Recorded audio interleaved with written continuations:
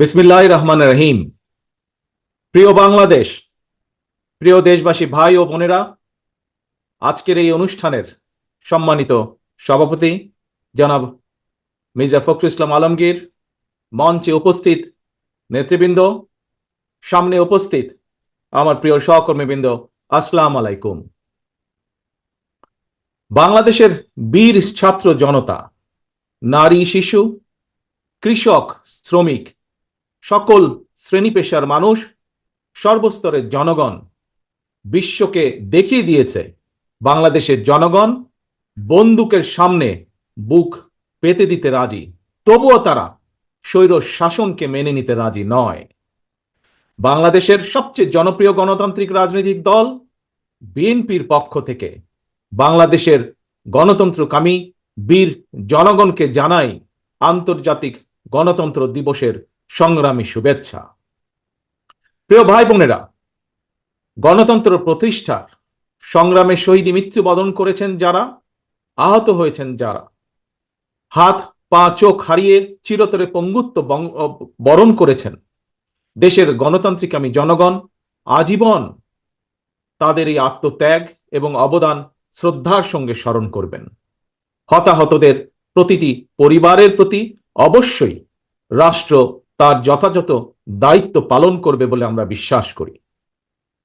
লাখো শহীদের বিনিময়ে অর্জিত স্বাধীন গণতান্ত্রিক বাংলাদেশের রাষ্ট্র, রাজনীতি, শাসন প্রশাসন হওয়ার কথা ছিল government of the people, by the people, for the people. অথচ গত 15 বছর বাংলাদেশে মাফিয়া শাসন চালু করা হয়েছিল। দেশে বিদেশে পলাতক স্বৈরাচার বিনা ভোটের সেই সরকারের পরিচয় হয়ে উঠেছিল government of the mafia, by the mafia, for the mafia. প্রিয় দেশবাসী, এই মাফিয়া চক্র দেশকে সর্বক্ষেত্রে ভঙ্গুর করে দিয়েছিল। দেশকে সম্পূর্ণ আমদানি নির্ভর, ঋণ নির্ভর এবং পরনির্ভরশীল রাষ্ট্রে পরিণত করেছিল। মাফিয়া চক্র দেশের ব্যাংকগুলোকে পর্যন্ত দেউলিয়া করে দিয়েছিল। গত 1.5 দশকে দেশ থেকে প্রায় 17 লক্ষ কোটি টাকারও বেশি পাচার হয়ে করে দিয়েছে এরা। 5ই আগস্টের পতিত স্বৈরাচারের বেপরোয়া দুর্নীতি আর লুটপাটের কারণে বাংলাদেশের বৈদেশিক ঋণ বর্তমানে $100 বিলিয়ন বেশি ছাড়িয়েছে। বাংলাদেশে আজ যে শিশুটি জন্ম নিয়েছে কোনো কারণ ছাড়াই, সেই নিষ্পাপ শিশুটিরও মাথাপিছু ঋণ কমপক্ষে 1.5 লক্ষ টাকা। প্রিয় ভাই বোনেরা, মাফিয়া চক্র দেশকে শুধু অর্থনৈতিকভাবেই ভঙ্গুর করে দেয়নি, দেশের আর্থ সামাজিক সাংস্কৃতিক এবং রাজনৈতিক রীতিনীতিকেও ধ্বংস করে দিয়েছে। প্রতিটি সাংবিধানিক এবং বিধিবদ্ধ প্রতিষ্ঠান অকার্যকর করে ফেলা হয়েছিল। খোদ বিচার বিভাগকেই ফ্যাসিবাদের সূতিকাগারে পরিণত করা হয়েছিল। একটি রাষ্ট্র কতটা সভ্য এবং গণতান্ত্রিক সেটি দেশের আইন শৃঙ্খলা বাহিনীর আচরণে স্পষ্ট হয়ে ওঠে। কিন্তু মাফিয়া চক্র দলীয় স্বার্থে ব্যবহার করতে গিয়ে দেশের আইন শৃঙ্খলা বাহিনীকেও সম্পূর্ণ বিপর্যস্ত করে দিয়েছে। গণতন্ত্রকামী প্রিয় ভাই ও বোনেরা, অন্যায়, অনিয়ম আর অরাজকতার বিরুদ্ধে গণবিস্ফোরণে মাফিয়া চক্রের প্রধান দেশ ছেড়ে পালানোর পর দেশে মাফিয়া শাসন শোষণের অবসান ঘটেছে। পতিত স্বৈরাচারের পলায়নের মধ্যে দিয়ে একটি গণতান্ত্রিক মানবিক বাংলাদেশ গড়ার পথে প্রধান বাধা হয়তো দূর হয়েছে, তবে বাধা দূর হলেও মাফিয়া চক্রের রেখে যাওয়া 15 বছরের জঞ্জাল কিন্তু এখনো দূর হয়নি। এই জঞ্জালকে দূর করে জনগণের, বাংলাদেশে জনগণের ভোটে জনগণের কাছে জবাবদিহিমূলক একটি গণতান্ত্রিক সরকার প্রতিষ্ঠার লক্ষ্যে অন্তর্বর্তীকালীন বর্তমান সরকার কাজ করছে। তবে মাফিয়া চক্রের প্রধান দেশ ছেড়ে পালালেও মাফিয়া চক্রের বেনিফিশিয়ারি অপশক্তি প্রশাসনের ভেতরে থেকে কিংবা রাজনীতির ছদ্মবরণে অন্তর্বর্তীকালীন সরকারকে চ্যালেঞ্জ ছুড়ে দেওয়ার অপচেষ্টা কিন্তু অব্যাহত রেখেছে। প্রিয় দেশবাসী, ভাই ও বোনেরা, বর্তমান অন্তর্বর্তীকালীন সরকার হাজারো শহীদের রক্তের বিনিময়, লক্ষ কোটি জনতার গণ অভ্যুত্থানের ফসল। এই সরকারের কোনো কোনো কার্যক্রম সকলের কাছে হয়তো সাফল্য হিসাবে বিবেচিত নাও হতে পারে, কিন্তু এটি আমাদের প্রত্যেককে মনে রাখতে হবে, এই সরকারের ব্যর্থতা আমাদের সকলের ব্যর্থতা, বাংলাদেশের পক্ষের গণতান্ত্রিকামী জনগণের ব্যর্থতা। সুতরাং এই অন্তর্বর্তীকালীন সরকারকে কোনোভাবেই ব্যর্থ হতে দেওয়া যাবে না। দেশে বিদেশে থেকে নানা রকমের উস্কানিতেও জনগণ অন্তর্বর্তীকালীন সরকারকে ব্যর্থ হতে দেবে না। তবে অন্তর্বর্তীকালীন সরকার যাতে নিজেরাই নিজেদের ব্যর্থতার কারণ না হয়ে দাঁড়ায়, সে ব্যাপারে তাদেরকেও সতর্ক থাকতে হবে। বাংলাদেশ কিংবা যে কোনো দেশেই গণ অভ্যুত্থানের মাধ্যমে গঠিত সরকার অবশ্যই জনগণের সরকার। তাই জনগণ অন্তর্বর্তীকালীন সরকারের প্রতি সহযোগিতা অব্যাহত রেখেছে, রাখবে। তবে কোনো এক পর্যায়ে অন্তর্বর্তীকালীন সরকারের জবাবদিহিতাও কিন্তু নির্বাচিত সংসদের মাধ্যমেই নিশ্চিত করা হয়। সুতরাং জনগণের রাজনৈতিক ক্ষমতায়নের মাধ্যমে একটি নির্বাচিত সংসদ এবং সরকার প্রতিষ্ঠায় অন্তর্বর্তীকালীন সরকারের সকল সংস্কার কার্যক্রমের প্রথম এবং প্রধান টার্গেট হওয়া জরুরি। এজন্যই আমরা মনে করি অগ্রাধিকার ভিত্তিতে জনগণের ভোটে নির্বাচিত প্রতিনিধিদের দ্বারা জবাবদিহিমূলক সরকার এবং সংসদ প্রতিষ্ঠার লক্ষ্যকে সামনে রেখেই সংস্কার কার্যক্রম এগিয়ে নেওয়া দরকার।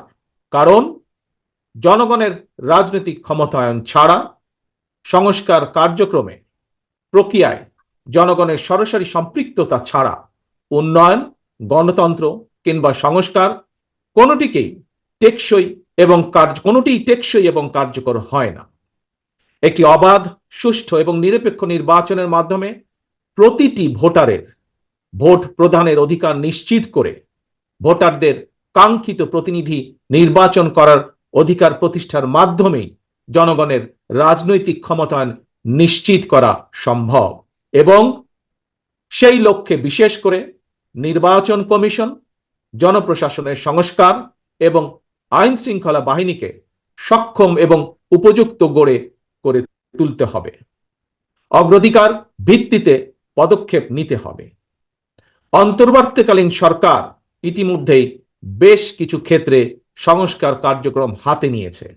তবে আমরা মনে করি অন্তর্বর্তীকালীন সরকার এজেন্ডা সেটিং এর ক্ষেত্রে অগ্রাধিকার ভিত্তি নির্ধারণ করতে না পারলে গণ অভ্যুত্থানের সাফল্য ব্যাহত করতে ষড়যন্ত্রকারী নানা চক্র সুযোগ গ্রহণ করতে পারে এবং এরই ভিতর এর কিছু কিছু আলামত আমরা দেখতে পাচ্ছি।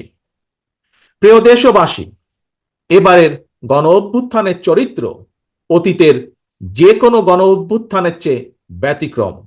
কেন ব্যতিক্রম? কারণ পলাতক স্বৈরাচারের অবৈধ শাসনকালে সকল গণতান্ত্রিক অধিকার, মানবাধিকার হারিয়ে জনগণ পরাধীনতার শৃঙ্খলে আবদ্ধ হয়ে পড়েছিল। এমনকি হুমকির সম্মুখীন ছিল দেশের স্বাধীনতা ও সার্বভৌমত্ব। তাই এবারের গণ অভ্যুত্থানের মধ্যে দিয়ে কেবল মানুষের অধিকারই প্রতিষ্ঠিত হয়নি, দেশের স্বাধীনতা সার্বভৌমত্ব রক্ষা পেয়েছে। দেশ এবং জনগণ এখন স্বাধীন। গুম, খুন, অপহরণ আর বিভীষিকাময় আয়নাঘরের আতঙ্ক মুক্ত। স্বাধীনতা সার্বভৌমত্ব রক্ষার পর এবার দেশ এবং জনগণের স্বাধীনতা সুরক্ষায় প্রথম কাজ হতে হবে রাষ্ট্র এবং সমাজে মানুষের গণতান্ত্রিক অধিকার এবং লুণ্ঠিত ভোটের অধিকারকে পুনঃপ্রতিষ্ঠিত করা। তাই প্রিয় ভাই ও বোনেরা, দেশে বর্তমানে প্রায় 12.5 কোটি ভোটার। এর মধ্যে 2009 সাল থেকে এ পর্যন্ত ভোটার তালিকায় প্রায় 2.5 কোটিরও বেশি নতুন ভোটার সংযুক্ত হয়েছেন। ভোটার হবার পর তরুণ প্রজন্মের এই 2.5 কোটিরও বেশি ভোটার একটিও জাতীয় নির্বাচনে ভোট দেবার সুযোগ পায়নি। ভোট দিয়ে তারা তাদের কাঙ্ক্ষিত জনপ্রতিনিধি নির্বাচন করতে পারেনি, অথবা তাদের নিজেরাও কেউ ভোটে নির্বাচিত হয়ে জনগণের প্রতিনিধিত্ব করার সুযোগ পায়নি। বিএনপি বিশ্বাস করে, বিএনপি মনে করে দেশের জনশক্তির অর্ধেক নারী এবং তারুণ্যের এই বৃহৎ অংশকে রাজনৈতিক অংশীদারিত্বের বাইরে রেখে একটি বৈষম্যহীন মানবিক রাষ্ট্র গঠন সম্ভব নয়। সংবিধান কিংবা প্রবিধানে যাই থাকুক, জনগণের রাজনৈতিক এবং অর্থনৈতিক ক্ষমতা নিশ্চিত করা না গেলে, সংস্কার প্রক্রিয়ায় জনগণকে সম্পৃক্ত করা না গেলে, শেষ পর্যন্ত কোনো সংস্কার কার্যক্রমেরই কার্যকরী ফল পাওয়া যাবে না।